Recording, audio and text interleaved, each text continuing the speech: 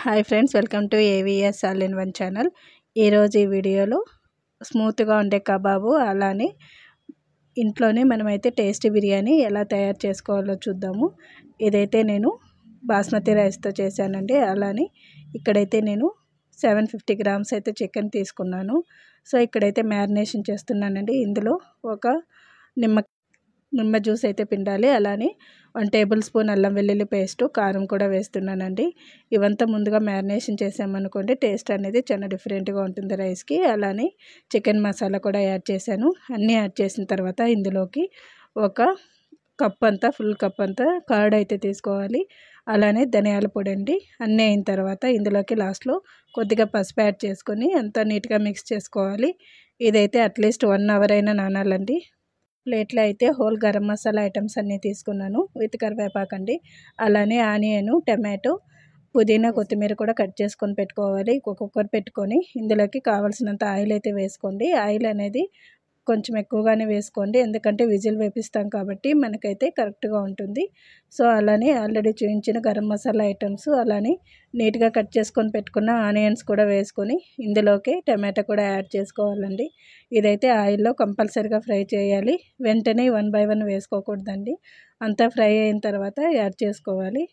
So ఇప్పుడైతే నేను కొత్తిమీర అలానే పుదీనా కూడా కట్ చేసి వేసుకున్నానండి. ఇదైతే కొంచెం సేపు ఆయిల్లో ఫ్రై అవ్వాలండి. అయిన వెంటనే నేను ఒక 4 to 5 టమాటాస్ అయితే సపరేట్గా పేస్ట్ చేశానండి. ఈ క్లిప్ అయితే మిస్ అయింది, అందుకనేసి పేస్ట్ యాడ్ చేసేదైతే చూపించాను నేను. సో ఇలా పేస్ట్ వేయడం వల్ల మనకైతే గ్రేవీ అనేది థిక్గా వస్తుంది. అలానే రైస్కి అనేది మసాలా బాగా పట్టుకుంటుందండి. ఉత్త ఆనియన్ టమాటా అంటే జస్ట్ నార్మల్ రైస్ లాగా ఉంటుంది. అందుకనేసి కొంచెం పేస్ట్ అయితే యాడ్ చేశాను. సో ఆల్రెడీ నేను మ్యారినేషన్ చేసి పెట్టుకున్న చికెన్ అయితే యాడ్ చేసుకున్నానండి. ఇక్కడ చికెన్ యాడ్ చేసుకున్న తర్వాత చికెను టమాటో పేస్ట్ అనేది కొంచెం సేపు ఉడకాలి. అలానే సరిపడినంత సాల్ట్ కూడా వేసుకోవాలండి. ఇలా ఉడికేటప్పుడు మనకైతే ఒక మంచి థిక్ గ్రేవీ కూడా వస్తుందండి. సో ఇలానే మనము 2 విజిల్స్ వేయించుకున్నాం అనుకోండి, ఇదే రోటీలకు కూడా తినొచ్చు. చూసారు కదా, ఆయిల్ అయితే అవుట్ సైడ్ వచ్చిందండి. సో మనకైతే చికెను అలానే ఆల్రెడీ వేసినాం కదా మసాలా అంతా బాగా నీట్గా ఉడికినట్టు. సో ఆల్రెడీ మనకైతే గ్రేవీ అనేది ఉడికిపోయింది కాబట్టి ఏ కప్పుతో అయితే మనం రైస్ తీసుకున్నామో అదే కప్పుతో 2 కప్స్ అయితే వాటర్ పోసుకోవాలండి. నాకైతే ఇది పక్కా మెజర్మెంటు. సో అంతా అయిన తర్వాత 2 కప్స్ వాటర్ అయితే యాడ్ చేసుకున్నాను. యాడ్ చేసుకున్న తర్వాత మనమైతే సాల్ట్ అలానే కారం అనేది టెస్ట్ చేసుకోవాలండి వాటర్ ఉడికినప్పుడు.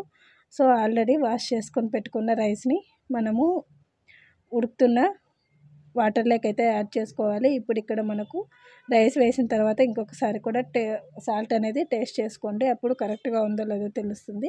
సో ఫైనల్గా కొంచెం నిమ్మరసం అనేది చల్లుకొని మనమైతే బాగా అంతా మిక్స్ చేసుకోవాలండి. మిక్స్ చేసుకున్న తర్వాత 2 విజిల్స్ అయితే రానివ్వాలి. చూసారు కదా, చికెన్ అనేది కరెక్ట్గా ఉడికింది. అలానే రైస్ కూడా పొడి పొడిగా వస్తుందండి. మనం ఇలా చేసుకోవడం వల్ల ఇంట్లోనే ఈజీగా మనమైతే చికెన్ బిర్యానీ రెడీ చేసుకున్న వాళ్ళం అవుతాము. అలానే హెల్తీ కూడా అండి. ఇదైతే మిస్ అవ్వకండి. సో చూసారు కదా, చికెన్ ముక్కలు అనేటివి చాలా నీట్గా ఉడికాయి. అలానే రైస్ కూడా అంతే బాగుందండి. సో ఇలా మనమైతే ఇంట్లోనే రెడీ చేసుకున్నాం అనుకోండి, ఒకరికి ఇద్దరైతే తినొచ్చు.